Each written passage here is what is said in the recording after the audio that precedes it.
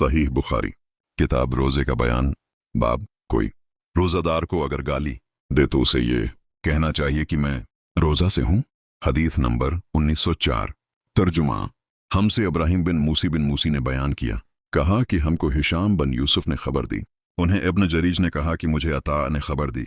उन्हें अबू साले जो रोगन जैतून और घी बेचते थे ने उन्होंने अबू हरीरा रद्दे से सुना कि रसूलुल्लाह ने फरमाया, अल्लाह पाक फरमाता है कि इंसान का हर नेक अमल खुद उसी के लिए है मगर रोजा कि वो खास मेरे लिए है और मैं ही उसका बदला दूंगा। और रोजा गुनाहों की एक ढाल है।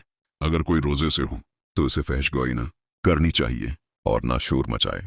अगर कोई शख्स उसको गाली दे या लड़ना चाहिए तो उसका जवाब सिर्फ ये हो कि मैं एक रोजादार आदमी हूं, इस जात की किस्म जिसके हाथ में मोहम्मद ईचू की जान है। रोजादार के मुना की बू अल्लाह ताली के नजदीक मुश्क की खुशबू से भी ज्यादा बेहतर है। रोजादार को दो खुशियां हासिल होंगी, एक तो जब वो इफ्तार करता है तो खुश होता है, और दूसरे जब वो अपने रब से मुलाकात करेगा तो अपने रोजे का थवाब पाकर खुश होगा।